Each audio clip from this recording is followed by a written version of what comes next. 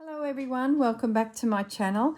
So this is the second video in the series where I'm reviewing some books that Santa got me for Christmas. A couple books I already had, but they were sort of starting to build my inspiration for the Roxy Journal of Stitchery project that's coming up for the first half of this coming year. And I thought, well, we're in between Christmas and New Year. We're in that no man's land of dates where it's just lots of catch-ups with family and friends, and it's so hard to focus on something creative. So I'm using this time just to take a break, have a think about the project. Look, to me, that is part of the fun of these projects, is actually taking a week or two or a couple days, whatever it may be, just to mull it around in your mind and start to narrow down where you want to go with it. So these videos are all about the books that I'm surrounding myself for this next project, the things I want to learn and push myself so that I grow as a embroiderer. And I think this project for me is actually going to be minimum 3 within the series, and I want them all to be different so that I learn something different. And what the girls will provide us is that prompt to keep me focused. Like they might say one day butterfly. So then I can go to each of my projects and go, okay, well, this is a very free-flowing piece. How would the butterfly look? This is a very structured piece, like doily snippets from my family. How would the butterfly look when it was done in the 70s? So that's where I'm heading with this project. I want to keep it broad, if that makes sense. So in the last video, you would have seen me drool over these 3 books. I'm going to put them to one side because we all know what's in those, and I'm hoping is at least get one, if not a couple of them, because I think they're going to really help you bring your pieces together. This one, definitely. Okay. Now, these 2 books, I wanted to spend a little bit more time on it because when I went through them a couple of weeks ago, I just tore some little pieces of paper and just put some bookmarks in there. Now, I haven't picked these books up for about 3 weeks, so I cannot remember what those pieces of papers are, and I haven't opened them since. So I'm going to do that with you now. I'm going to let whatever caught my eye 3 weeks ago come back to me and see where it goes in the way of developing my projects for the Roxy Journal of Stitchery. So, remembering our theme is down the garden path, so I think these books fall right into it. So this one is from Mandy Pattulla. Now, Sarah loves Mandy's work, and I think she did a couple little birds that were inspired by little stitches over the birds. Perfect for our project coming. So that's definitely gorgeous. An old piece of quilt where the layers are starting to peel off. Like, how gorgeous is that? Those little flowers Mandy has added to that just to bring out that pink in the background, and then she's had it torn and then stitched in those little pansies. Beautiful. Mandy is definitely all about less is more, and for me that is something I need to learn. Less is more. So one of my pieces is going to be that way inclined. Now let's just flip through. Oh, look at her desk. Oh, see, Mandy uses reclaimed pieces. So I've been picking up a few packs through 2022 from different sellers of just random snippets, which is going to help me, I think, develop more of a loose style. See that there? Very loose. Don't overthink it, Corinne. This I grabbed because I love the fact that Mandy has stitched numbers. Now, we play with a lot of ledger papers in our junk journal world, and that is something we could add to our stitching.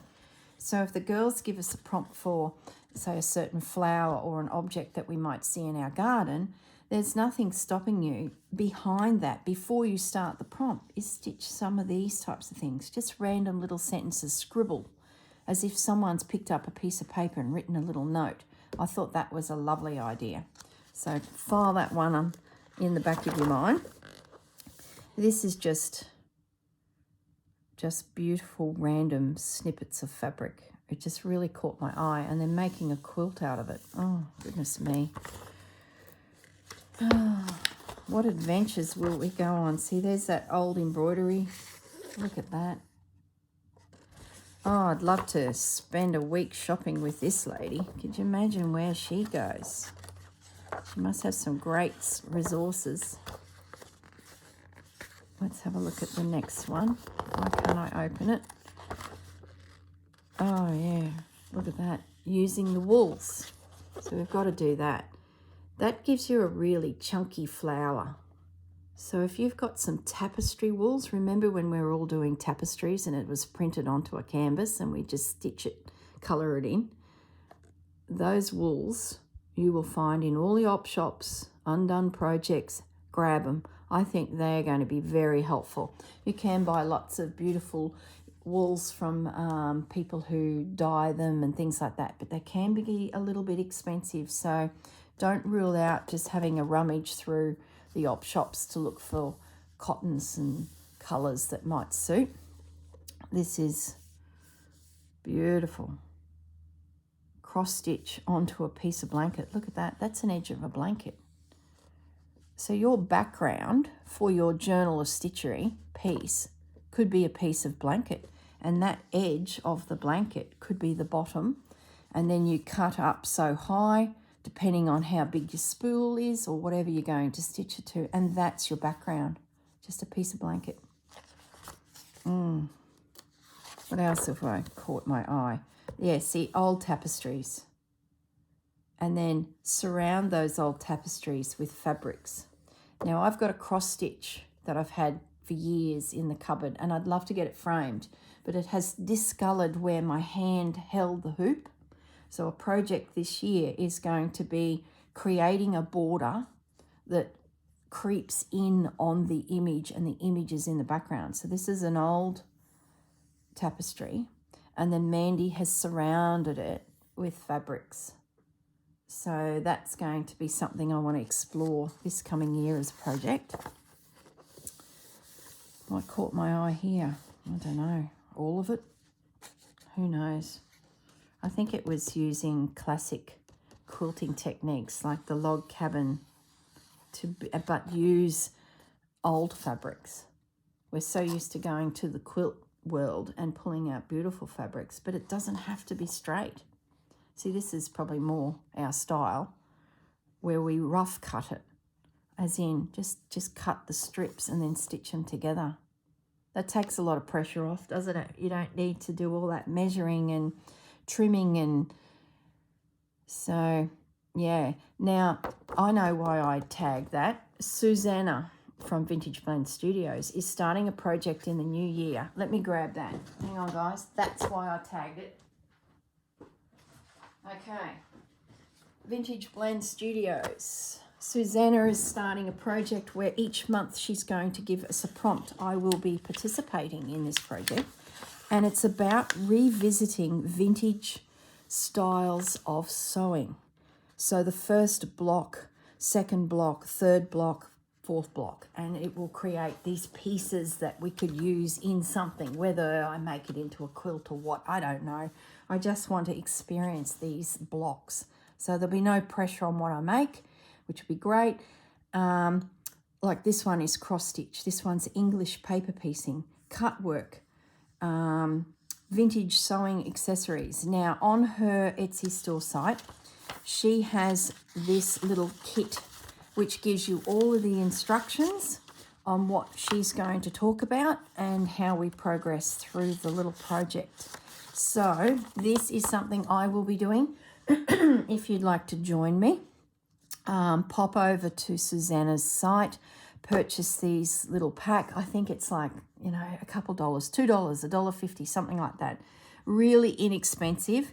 And she's created a little drawing booklet that goes around it. I enlarged it so it sort of didn't quite fit the booklet, but anyway, that's just me not conforming. So she is going to do 9 blocks, I believe, that will have a theme, which is a theme that is from what we used to do when we were younger, like cross stitch and English paper piecing. So if you ever wanted to learn those techniques, or you haven't done it for 30 years and you want to revisit it, this is the project for you. So I will be doing the vintage sewing project as well. That's why I earmarked this, because she is going to do a quilting section. Where is it? I just saw it. Log cabin. Yep, that's it. And this caught my eye. And I thought, well, instead of bringing out my ruler and blade to make it formal, I'm going to do something like this where we make it informal, and I freewheel cut some fabric that are vintage and create my log cabin. So that's what this is all about when I earmarked it. So now I remember, it's all coming back to me. Look at that. Lace books. I think that's a project in the future, is we make a journal showcasing lace. Some of our fabric, so showcasing some of our fabrics, laces that we love. Now, this caught my eye. These are belts. If you head to your cupboard, you will find belts that you haven't worn since 1970, I'm sure. Go to the op shop. That belt and buckle would be a perfect base to stitch on for your Roxy Journal of Stitchery. So you get a beautiful buckle.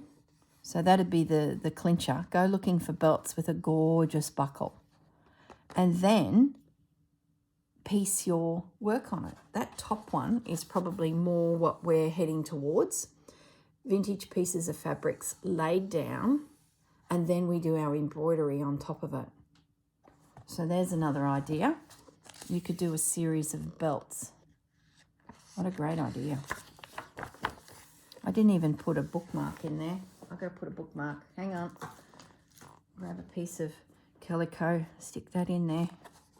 Oh, I can't wait for this next year of 2023, because, look, see, there's the lace book. Less is more. This is the lesson Corinne's going to learn this year. Less is more, but only on one project. Don't be thinking I'm turning down the. I did have a piece of paper in there. Doesn't matter. I'll leave that calico. We'll save that little piece of paper for the next book. So that is the project that I'm doing with Susanna. So if you would like to join us in that, I think Susanna mentioned about a month ago or a couple of weeks ago that Rachel is also joining in that, but I'm not 100% sure. I think the girls are coming across to this project as well with Susanna. So one prompt a month, and it's something from our past, our history, our sewing that we used to do when we were younger. You may still do it. You may be a quilter. But for some of us, we haven't been there for a little while. So that is going to be so much fun.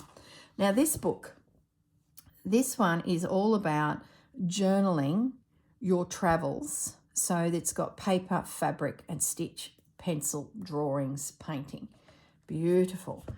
And I have the idea that I would definitely like to do a journal style of this project of the girls. So this sort of started me thinking along the lines of how I would present it.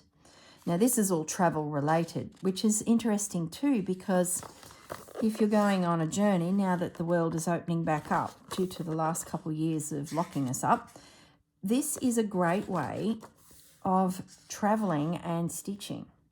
You might create a suitcase to hold all the things you buy from one journey. Well, you can slow stitch something that holds it. Like, look at all that.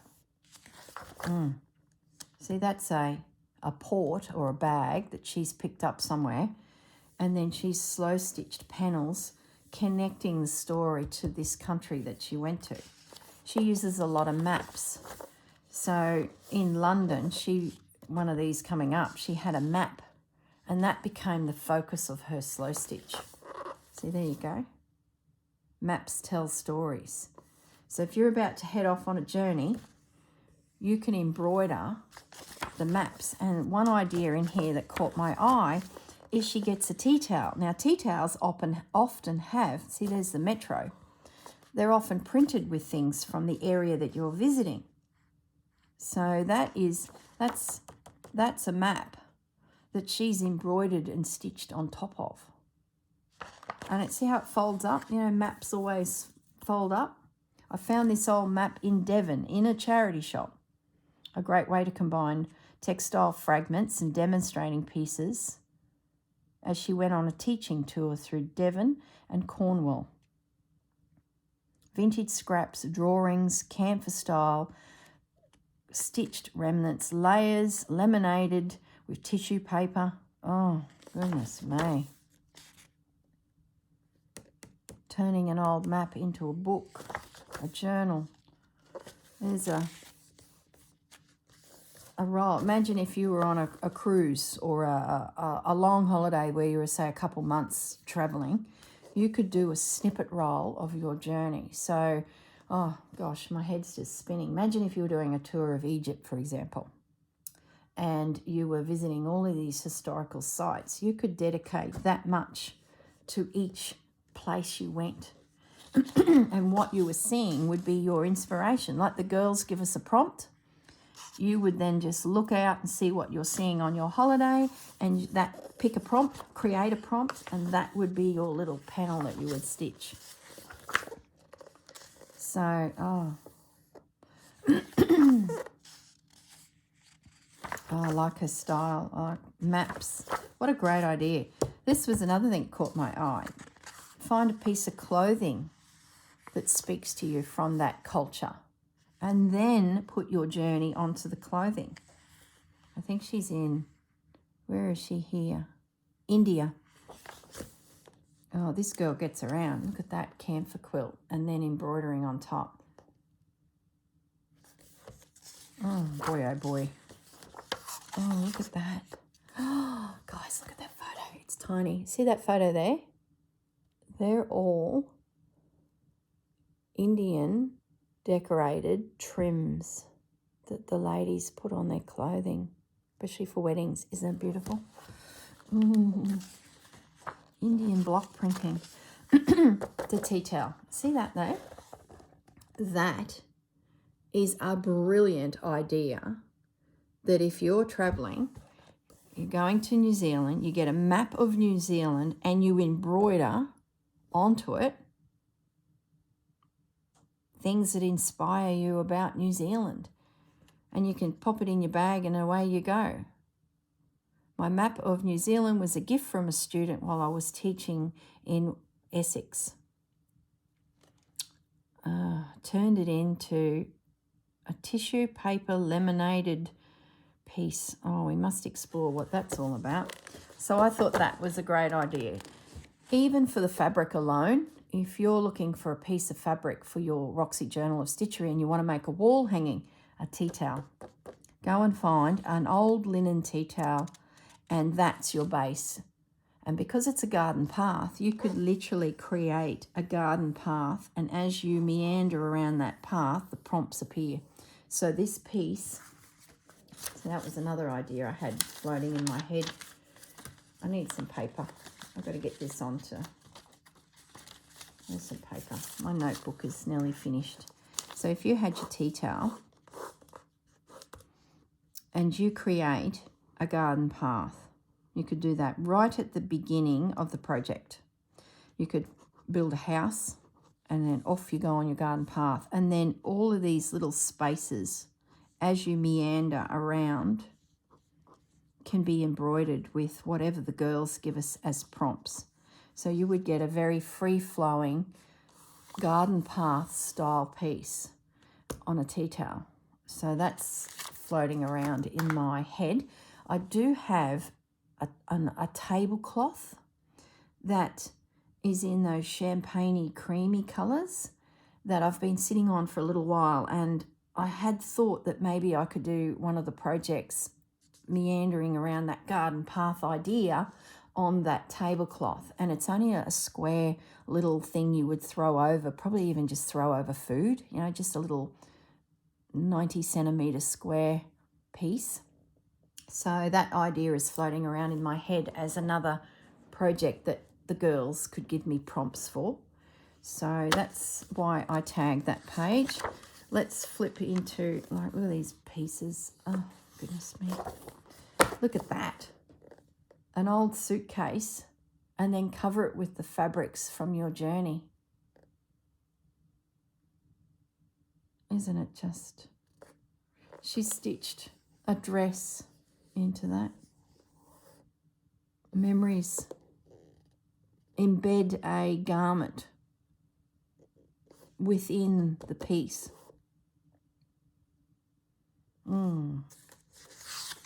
Doesn't this just blow your mind? Like, it takes your mind into other places. Look at these makeup boxes.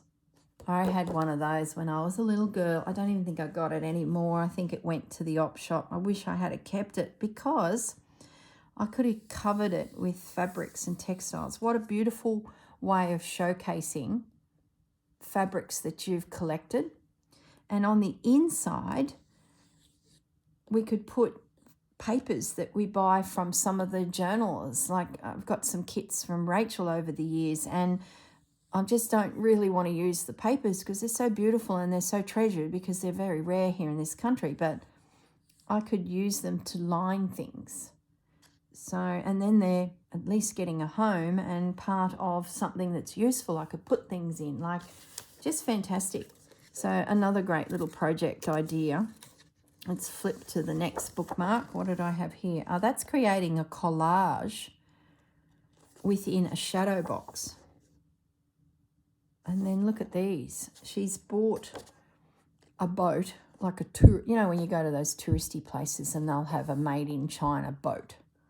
Well, she's got one of those boats and covered it with vintage papers from where she was visiting, and then slow stitched the sails.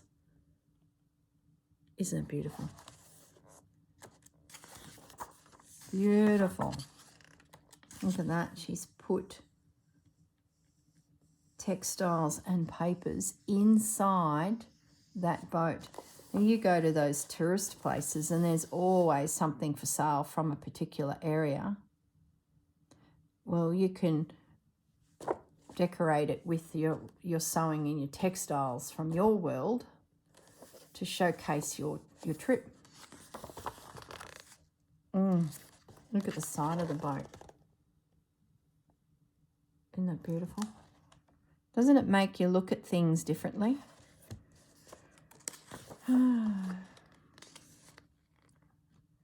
There's a map of Cornwall. I found an old map in a charity shop, added some embroideries of boats and houses made out of fabric and map pieces, machine stitched it all together so it laminates it.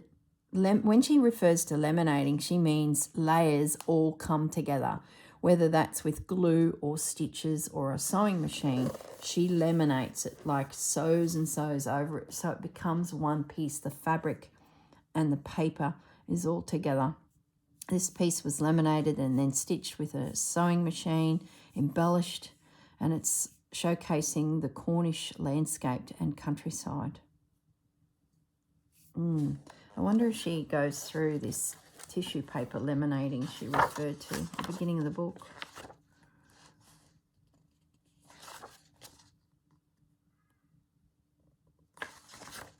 See, that's a tea towel that she's working on. Mapping. I'll have to read it. I'm a shocker. I very rarely read the books. I just absorb the imagery. So I need to, making maps in tins.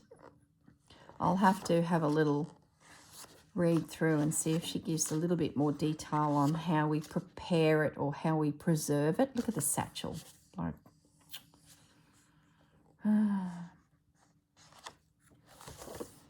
anyway, gorgeous, gorgeous, gorgeous. Look at the bag. See, calico bags are everywhere. When you're traveling, calico bags everywhere, and they'll often have something like I love New York or I love London on them. Well, they are perfect bases to add additional embroideries to. Really good idea. A concertina style.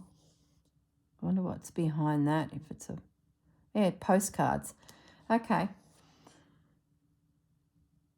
Yeah, there you go. So, you know those postcards that you buy them and they pull out in concertina? You can use that as your background to create a journaling of your journey. A very talented lady. Very talented lady. Japan. Ah, look at that. Just beautiful. I think we'll just take a moment. Goodness me. My husband just rolls his eyes when he sees me go through these books. He's like, what are you seeing? I'm like, well, what aren't you seeing? Crazy, isn't it? Okay, where are we at? We're about 26 minutes into the video. I just want to quickly show you some ideas that I have for showcasing the piece of embroidery that may come out of this project with the girls. First of all, everyone's talking about rolling pins. I saw the idea first of all on Sarah's video in the comments. There were some ladies suggesting rolling pins. So I thought, brilliant, brilliant girls. I knew something brilliant would come along. Rolling pins, everyone's got them. If not, they're readily available, not only in op shops, but you could buy a new rolling pin, a timber one, in numerous sizes everywhere. Even the $2 shops are selling them. Fantastic way of putting your piece of fabric on them and yeah, creating a gorgeous embroidery. Now these ones here range in size, just to give you an idea. I'll do centimeters first. 27 centimeters, so I'd probably make the piece 25 centimeters. This one here is a 24 centimeter piece, so probably reduce it to 20 centimeters and so forth. 30 centimeters, 18 centimeters. So starting again, about 10 inches would be my piece, 8 inches, about 10 inches, a little 6-inch one. So rolling pins would be a source. I will definitely be doing a rolling pin. The other idea I had, these are antique little pins that you would line up and they'd roll a ball and knock them over. It was a game. I thought these might be of use. So I would fit a 3-inch snippet roll on that. No problems. So have a look through toys. Old vintage toys may have some place on them that you could put your embroidery. So that was another idea I had. If you want something that hangs on the wall, a panel, that's easy, just a rectangle, square, whatever. It could be a long piece, hangs down the wall. Another thing you could consider is a hoop, an old hoop, put a piece of fabric in it.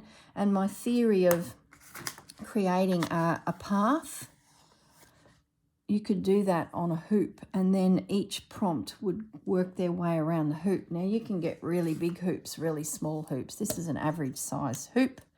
It is about 10 inches, 9.5 inches. So that's something you could consider. You may have one of those kicking around. The classic vintage spools, they're bit tricky to find, especially in Australia, some of the newer countries. We just don't have the history. So you might have to shop overseas, ladies, and the freight is going to be horrific. So you might be lucky and snag one in Australia. But if you don't, it doesn't matter. There's so many other things that you could use. Now, this is my biggest one, and it is 7 inches. I don't think I'm going to use it because I use it in my craft room. When I get so many scraps, I stitch them all down onto some scrap calico and create a snippet. It's all the bits that are lying around on my desk. I need to make some more because I'm just about out of it. So I do meters and meters and meters of it, and then I just wind it onto my spool, and it sits there. And when I do a journal, I use this for a belly band or a trim on the edge of a spine. So I don't have much left of it because I used a bit of this in those charity journals that I did. So I'm not going to use my big spool because I'm using it in my craft room to store this. So I think I'd miss it if I did it. I do have a little spool, so he's an option. Whether I will use him or not, I don't know, because I have done snippet rolls in the past, pre-2020 with Anne Brooks. I'll just grab them, one moment. Sorry guys, I should have been more prepared. These are on a video that I did earlier in the year when I first kicked off my channel, using scraps to create snippet rolls.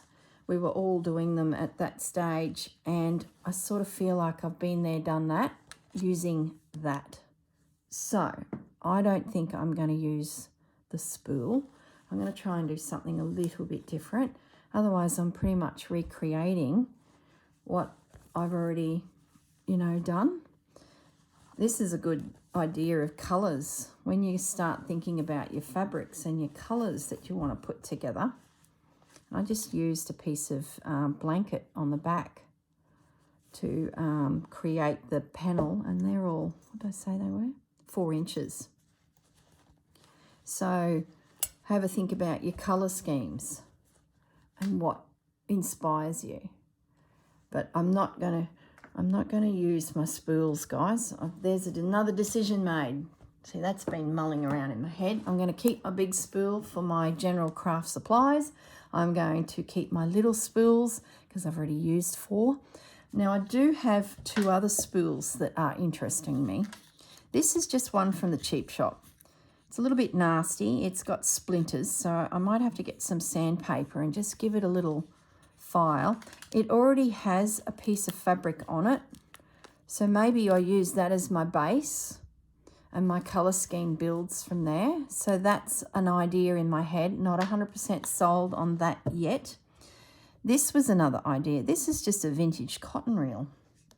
This would really test me. This guy, you would do a snippet roll. I just jumped up to grab a piece of fabric. You would do a snippet roll for that. That is that big. Wouldn't that be a challenge? Let me just measure that. Oh goodness, this might be a crazy idea. So it's just over an inch, not quite an inch and a half. Wouldn't that be a challenge? An itty bitty one. So that's an idea. It's definitely up there on the top of the list, with the rolling pins are definite. So yeah, another couple ideas there. Now, I mentioned in previous videos that I've got a heap of bag projects. I'm shocked. Look, all these bags. I pick them up over the years. I'm sure you girls do as well. These might have potential. So this one stores projects in. So that's, at least I'm making something useful. And a backpack. That would be handy when going on to a class, or on a holiday, or just visiting friends for the weekend. You could put your work in that. So that panel there could be a prompt. This panel down here could be 3 prompts. The side panels could be a prompt each. So you could work your way around a pattern for a bag. That's a little sewing caddy. Would make a great piece. And then your needles and pins would be stored inside. It's got a little handle, so you could fit 3, 4, 5 prompts easily on that, nice and small, and just stitch away. So those 3 are definitely, then that one as well. It opens up to reveal zipper pockets inside. So I might put these names below. Most of them are still available. Most of these are Queensland girls. I think this lady No, I'm not going to say. I think she's in Toowoomba, but I shouldn't say because this one here might be the Toowoomba lady. But anyway, that's an idea. So the theory is, if you're wondering, what do you mean, Corinne? What do you mean? What we would do is you'd get your pattern and you would cut out your base pieces. This would be a challenge. Not only would we have to stitch what the girls gave us as a prompt, we'd have to actually make something useful. So you cut out your panels needed for your bag, and then they are your backgrounds to stitch on. So I would probably cut them out a little bit bigger than what you need, because as we stitch, the fabric will shrink in. So you potentially will adjust the size of your pieces needed for your bag.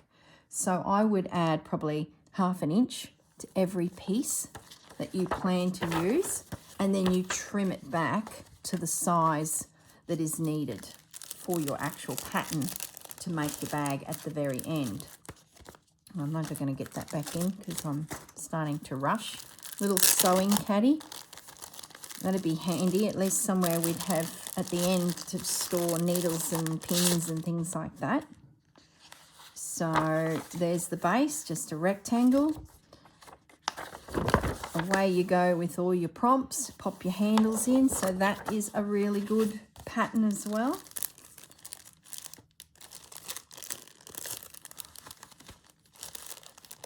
I'm not going to get that in, leave it. Backpack storage. So that's another suggestion. I will definitely be doing something bag-ish in my project. And then another thing that I had in my cupboard, this is a kit that I've actually made the doll. I bought it with everything in there, all the fabrics, everything I needed to make it. It was at one of those craft fairs, Emily. And then I attached all of the little sewing notions, and she's sitting in my sewing room. She's got doilies all over her. Well, she could be used because I've got my pattern and I could stitch the prompts up her dress, and that would be a garden growing around the edge of her dress, and then the doll would be finished with the girls' prompts as part of the project. So if you have a pattern of a dolly that you may have made, maybe for a little person, you could bring that pattern back out and create the prompts onto that. So there's another idea. The snippet roll would be the dress of your doll.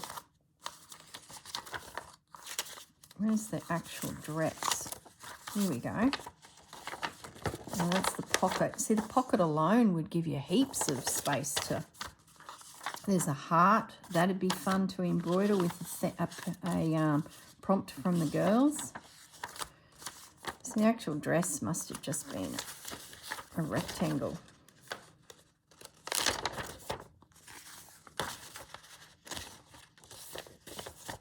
See, this might even be a good project that I use for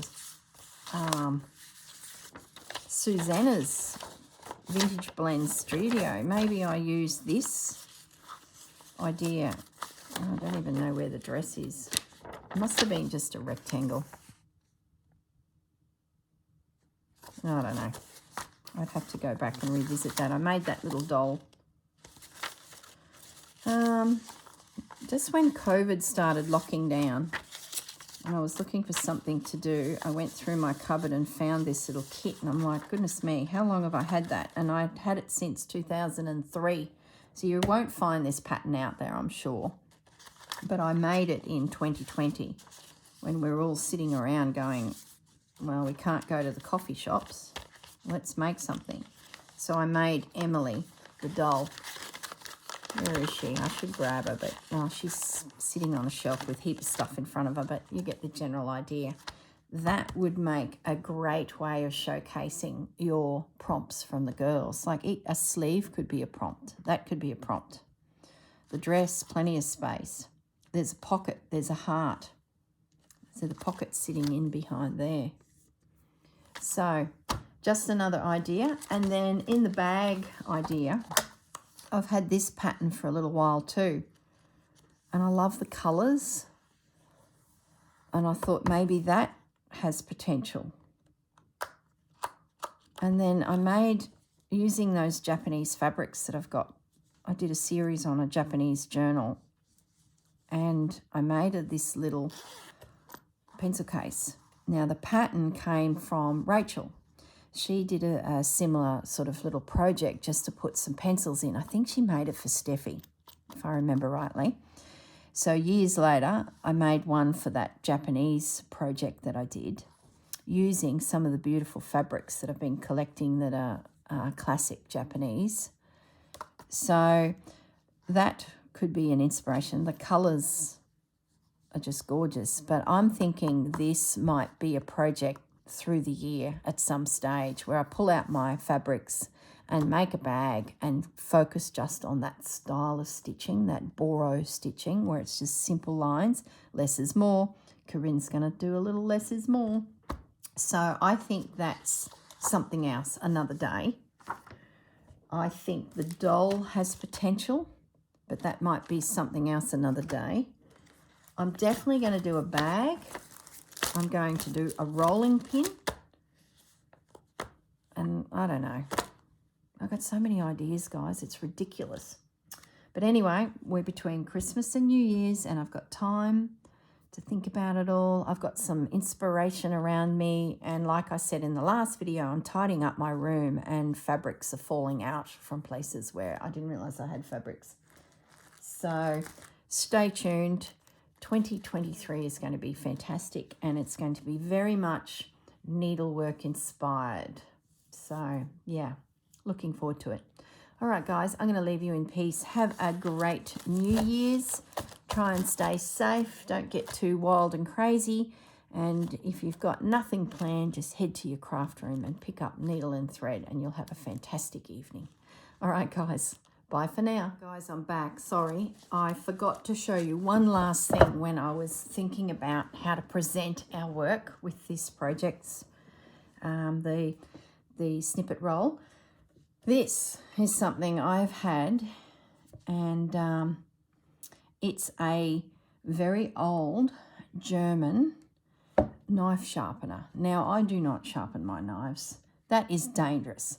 If I was to start swinging around a knife, you know, I could lose a finger, and I need my fingers to thread needles to do sewing, so it's out. So this thing has been sitting in my cupboard for a little while, and I want to get it out and consider putting a snippet roll on it. So it could be then hung on the wall and the piece comes down from it. So just another idea, guys. Now this is a bit of a monster, this thing. It's 12 inches and I'm not even to the end. So it'd have to be 13.5 inches. So this would give a beautiful big piece. And then the handle, like, isn't it gorgeous? And then I've got a little hole here, so maybe I could do a cluster hanging off of the knife sharpening weapon. And it's printed in there. What's it say?